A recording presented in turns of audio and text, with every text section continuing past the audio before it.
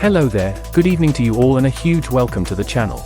The addiction tonight is all about druids and everything you need to know when it comes down to farming, so grab that coffee, get comfy like normal and allow me to show you how I do things. I would like to start by saying that you can farm on any character and class in World of Warcraft and still make gold, that part is easy. Some classes are better suited to farming than others are.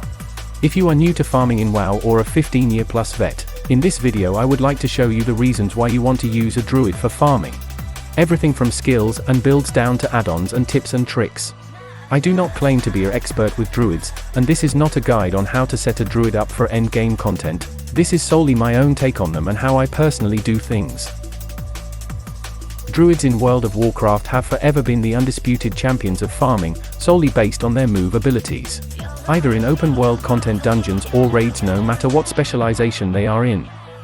The Alliance and the Horde both have several options on races to pick, and is more a player's personal choice that suits their gameplay. But honestly, if you want to optimize your farming character, then both the Alliance and Horde only have one viable pick in my eyes, and they would be the Night Elf or Zandalari Troll. The Druid's shape-shifting abilities provide them with a considerable advantage in various situations.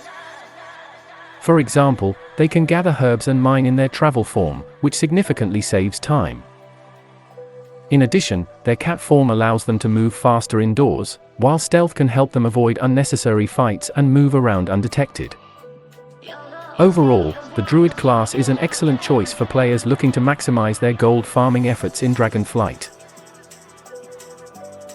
You mainly want to be using the Feral spec for farming on Druid, due to them gaining several useful skills, helping you farm at a faster increased speed compared to other classes. As I am a true Blood Alliance citizen and not once played as a Horde in all my years on WoW, I will be using my Night Elf Feral Druid in this guide. So let's start with the all-important build and skills for a Feral farmer. As a Feral Druid, we have some important skills that will considerably improve your farming experience and speed up the process, and they are as follows. First is Feline Swiftness, which gives you a speed increase of 15%. Next is Tireless Pursuit, which for 3 seconds after leaving cat form or travel form, you retain up to 40% movement speed. Stampeding Roar is a buff that gives you a speed increase of 60% up to 8 seconds, and the improved Stampeding Roar talent lowers the cooldown by 60 seconds. As you can see so far, all the skills mentioned are aimed at improving your speed while farming. The next skill, and a 100% must-have for a Feral farmer, is called Lunar Inspiration. This skill turns the Feral Druid into a beast of a farmer, allow you to cast Moonfire while in cat form, and is an instant cast, meaning you can spam the living crap out of the skill. It has so many uses and advantages while farming. Every other skill in the build is again a player's choice, but I tend to go for speed then damage talents. Lunar Inspiration is a passive talent that overall improves your Moonfire abilities, other skills can improve its range. On screen now is the current talent build I am using on my Feral Druid. If you would like to try this build, then please feel free to pause the video and copy. Or you can find my character on the European Armory, where you can just copy the talent build string and copy it into WoW, saving you the time and hassle. Next is a skill that needs a mention all on its own, and is only accessible as a druid, and is called Dream Walk. This skill is too powerful and perfect for a druid farmer, because once you cast, it will teleport you to the Emerald Dream Way and the Dream Grove, which is its own portal room with 7 extra portals leading off to different parts of the world, but this is where the skill becomes golden. Because if you use the Dream Walk skill again after the 10-second cooldown, it will teleport you back to where you first started from, meaning, if you are in a dungeon or raid, instead of running back to the entrance to reset the run, you can simply Dream Walk out to the Dream Grove.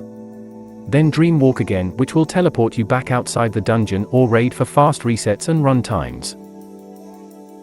Now as a farmer, that skill is a blessing, but of course you are aware of the standard Hearth Stone in World of Warcraft and what they do, teleporting you to where you have your current home set. So that is 2 separate teleports. But let's kick that up a gear, shall we?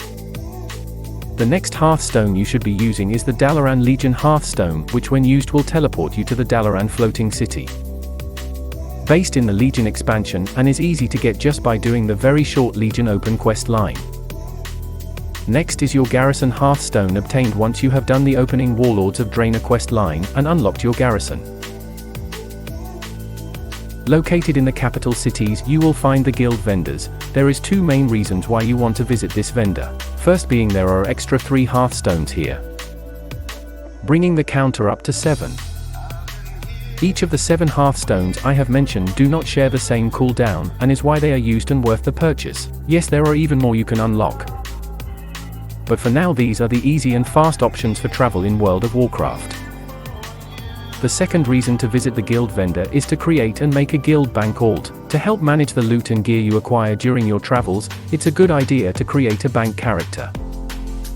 Start by rolling a couple of level 1 characters and bring them to the nearest auction house and mailbox. This will enable you to easily send any extra loot you gather to your bank character, keeping your main character's bags free and clear. Just be sure to equip your alts with spacious bags to maximize their storage capacity. With this simple strategy, you can stay organized and make the most of your looting and questing in the game. The next tip I would like to share, and may be common sense to most, but loot absolutely everything. When it comes to farming gold in WoW, there's no one best place to do it. However, one strategy that can help you earn some extra gold is to pick up everything you come across during your travels.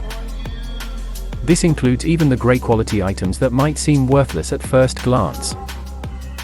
Every little bit counts, and even these seemingly insignificant items can add up over time. By selling everything you gather, you'll be able to earn a small amount of gold that can help cover your repair costs or other expenses. While it may not make you rich overnight, every little bit helps in the pursuit of WoW gold addiction.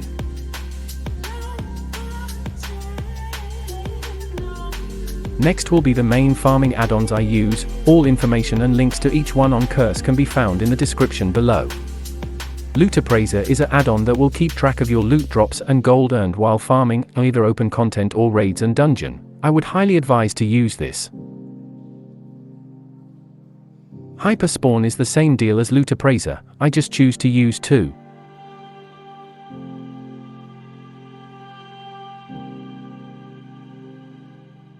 Instance Gold Tracker is a gem of an add-on. It basically keeps track of how many runs and what you have earned in gold terms in all the dungeons and raids you have farmed. Another favorite add-on of mine is Nova Instance Tracker. This bad boy keeps track of all raid and dungeon lockout timers so you do not have to. He'll drop you a raid warning and message in chat when the timers drop off and are ready to be farmed again. I cannot live without this add-on. It works with the auction house to show you viable farm and methods from mining and skinning to battle pets and mogs. It's all covered in this add-on. Mount Collector is an add-on that shows you all mounts in games, if you have attempted any runs this week, and basically where to find them all. Yet another epic add-on. As the add-on's name says, it tells you if you have every item in game or not, and how to obtain them and when you can get them, etc, etc.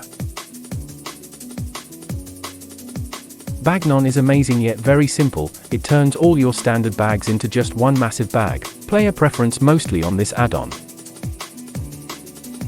There are so many useful add-ons I have not mentioned, like Gather Mate, Better Fishing to Blizz Move. I shall save them for another video.